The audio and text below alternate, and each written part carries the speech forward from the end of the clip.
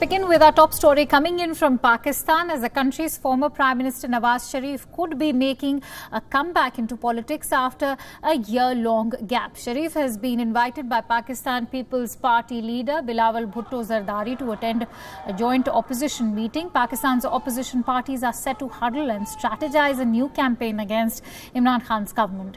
Sharif was deposed as Prime Minister in 2017. He was later sentenced to 7 years in prison in 2 separate cases. The ex-Prime Minister secured bail on medical grounds and is currently in London for treatment. The Islamabad High Court has issued a non-bailable warrant for Nawaz Sharif's arrest. On Friday, Bilawal Bhutto Zardari spoke to Sharif on the phone and invited him to address the opposition meeting. According to reports in Pakistani media, opposition leaders are expected to authorize street protests against the government over issues like inflation. Adding to the speculation, Nawaz Sharif announced his debut on Twitter. For his first tweet, Sharif wrote, "Respect the vote," which is the slogan of his party.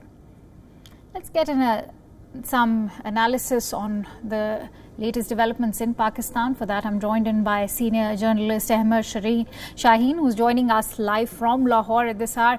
Ahmed, thank you for joining our broadcast. Now, we're looking at a possible political comeback for Nawaz Sharif, but the question is, will Nawaz Sharif return, considering legal charges await him at home? What are the possible options for Mr. Sharif?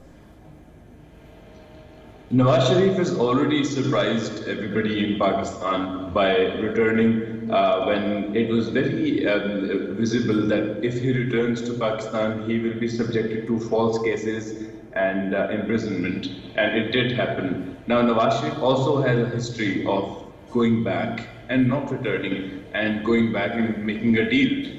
Last time he was deposed by General Pervez Musharraf, he made a 10-year deal with the military regime that he would not come back to the country for 10 years. And he and his party kept denying it for the next 10 years, after which, once the tenure was over, he actually produced a document that he had signed with the military establishment promising not to return for 10 years. So we have to understand Nawaz Sharif may be talking about give respect to vote, but Nawaz Sharif is one of almost all the other politicians who were created by the military establishment against another political party back in the days. Just like the military establishment created a lot of journalists back in the day. So Nawaz Sharif is saying he has been silent for a year, and this year is the same as the last 10 years, the last time he was silent and unavailable for. Yes, he has agreed to come to the all-parties conference of the opposition, and this comes in the backlight of a couple of days ago when the opposition political parties were not even allowed to speak in the parliament, and they were not even allowed to recount votes. They passed laws as the opposition left in protest. So these are very bad times for political forces, and Nawaz Sharif just might be the person who adds the much needed impact before everybody agrees that there is absolutely nothing that can be done by this military-backed government. Right. Since you're talking, Emir, about his impact, let me also talk about how the government is reacting. Dr. Shahbaz Gill has threatened that Pakistan Electronic Media Regulatory Authority, or PEMRA, will be used against Nawaz Sharif if his address to the all-parties conference is broadcast. How do you assess these threats by the Imran Khan government? These are very, very usual threats, and these threats had been coming in much before the conviction of Nawaz Sharif or his daughter Maryam Nawaz. It's rather funny that they don't give such instructions against Shehbaz Sharif, who has always come out publicly and said that Nawaz and Maryam should reconcile with the army and try to work along with them. I remember there was a time before Maryam Nawaz Sharif's conviction in which in the newsrooms it was written for the next shift a reminder, because there's absolutely no other reason why it should be that Nawaz and Maryam are not allowed to go on air. And the previous shift, because of the pressure that they had during their shift, would make a little note and put it on the news desk that do not air under any circumstances statements from Maryam and Nawaz.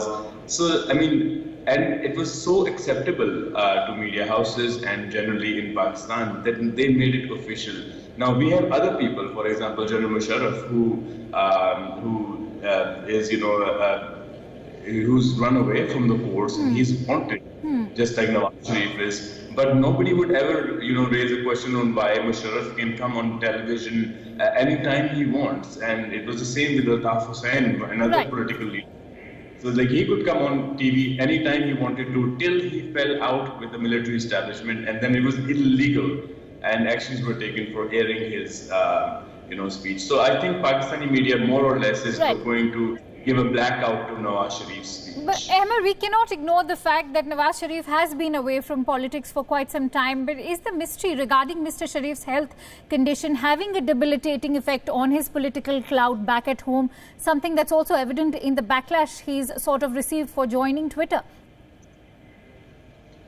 Yes, Nawaz Sharif and other people that the government has picked up are very old people, and the kind of jail facilities we have in Pakistan, especially for those who are not liked by the military establishment, are appalling. Let's not forget, one of our Prime Minister was first put in jail and also later on hanged for taking a stance. Nawaz Sharif, the politicians know this very well. They're fighting against a very mighty system. So Nawaz Sharif going away for a year was not the surprise. The surprise was him. Coming back to Pakistan for convictions. And now the surprise is that they're breaking the silence. Nawaz Sharif has been a creation of the establishment, and him speaking against the establishment disturbs them more. And of course, the establishment, these days wouldn't be able to hang a political leader, but it is very easy to put a political leader behind bars in very bad jail circumstances. And that is the reason why older people like Nawaz Sharif or older journalists, that's the tactic that the government uses to. Right, Emma, speaking of the opposition, observers are questioning Imran Khan's political survival at the moment. How do you view the political storm brewing against Imran Khan? There's only one threat to a political system. The political system has never been uprooted by the people of Pakistan. It has always been the military establishment that jumps over the walls of media houses and state television and parliament and takes over. And as long as the selected people of the military are sitting in the chair, I don't understand where the threat is coming from. It's just unfounded. So the only people who can remove Prime Minister Imran Khan are the masters, are the puppeteers of Imran Khan. So why would the puppeteers remove their own puppet? And of course they have an option B in Shehbaz Sharif, Nawaz Sharif's younger brother. But why would they want to go through all that change just to have another puppet which they already have in place? Right. So perhaps going by you, Imran Khan seems to be lasting his term for now. Thank you so much, Emma, for sharing all those inputs with us here on WION.